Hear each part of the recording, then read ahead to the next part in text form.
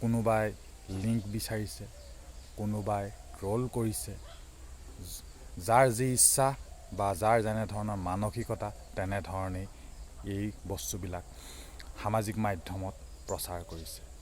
ই অতি ক্ষতিকাৰক, যিটো আমাৰ উঠি অহা প্ৰজন্মৰ বাবে খুবেই এক ব্যাধিৰূপে আজিৰ সমাজত আমি সকলোৱে দেখা পাইছোঁ। এইটো আচলতে হ'ব নালাগে। ইয়াৰ লগতে আমাৰ ক'ব গ'লে যি সেই 19 বছৰীয়া যুৱতী আৰু 45 পৰা 50 বয়সৰ যি সেই বয়সস্থ ব্যক্তি, দুয়োৰে মাজত প্ৰেম নিবেদন আদান প্ৰদানৰ পৰা আদি কৰি আৰু তেওঁলোকৰ অন্তৰংগ আলাপৰ ছবিসমূহ বা ভিডিঅ'সমূহ সামাজিক মাধ্যমত ৰাজহুৱা কৰাৰ পিছত তেওঁলোকে বিবাহপাশত আবদ্ধ হ'বলৈ বাধ্য হয়। কাৰণ সমাজৰ দৃষ্টিত সেই ব্যক্তিজন হয়তো আইনীভাৱেও বা বিভিন্ন ধৰণৰ মেৰপাকত তেওঁ সোমাই পৰিছিলে। কিন্তু কথা হ'ল, আজিৰ সমাজত এই যৌন শিক্ষাৰ বা যৌন নীতিৰ সঁচাকৈ বহুত প্ৰয়োজন, যিটো আমি আজিৰ তাৰিখতো অনুভৱ কৰা নাই। এই সমাজখন সুস্থ কৰি ৰাখিবলৈ হ'লে বা আমি নৱপ্ৰজন্মক এক সুশৃংখল শুদ্ধ পথ দেখুৱাবলৈ হ'লে এই ব্যৱস্থাটো অতিকৈ প্ৰয়োজন। আমাৰ শিক্ষানুষ্ঠানসমূহতো থকাটো অতিকৈ প্ৰয়োজন। নতুবা আমাৰ অভিভাৱকসকলেও নিজৰ গৃহত, বিশেষকৈ মাতৃসকলে এই বিষয়ত বুজোৱাটো অতিকৈ জৰুৰী। কাৰণ এনেধৰণৰ নতুন নতুন ঘটনা দৈনিক অসমত হৈয়ে আছে আৰু এনেধৰণৰ হয়তো লাখ লাখ সম্পৰ্ক আত্মগোপন বা এক অভিসন্ধিৰে আন্ধাৰত লুকাই লুকাই চলি আছে।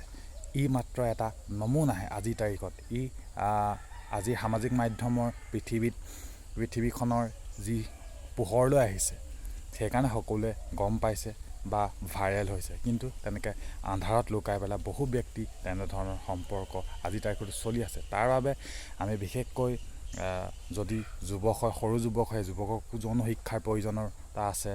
যদি যুৱতী হয়, সৰু যুৱতী বা কিশোৰী হয়, তেওঁলোককো যৌন শিক্ষাৰ দিয়াৰ আমাৰ প্ৰয়োজনীয়তা আছে। কাৰণ সেই শিক্ষাই তেওঁলোকক আচলতে সজাগ আৰু সচেতন হৈ থকাত সহায় কৰিব। তাৰ লগে লগে আমি ভাবোঁ যে সমাজখন কোনোবা ক্ষেত্ৰত ক'ৰবাৰ পৰা যিসকল ব্যক্তিৰ যৌন ক্ষুধা থাকে, তেওঁলোকক ক্ষুধা নিবাৰণৰ বাবে ক'ৰবাত নহয় ক'ৰবাত মুক্ত যৌন ক্ষেত্ৰৰ ৰেড লাইট এৰিয়াৰো আজি প্ৰাসংগিকতা নোহোৱা নহয়।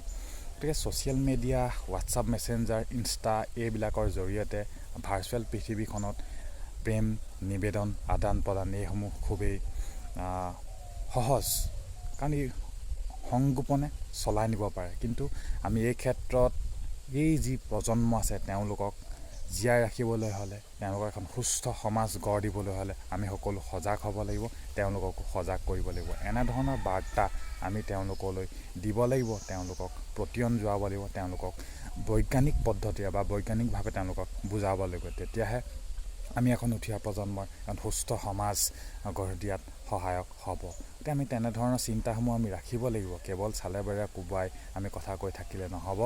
আমি বাস্তৱত কাৰ্যকৰীকৰণ কৰিব লাগিব। তেতিয়াহে এখন সুস্থ সমাজ গঢ়িব পৰা যাব।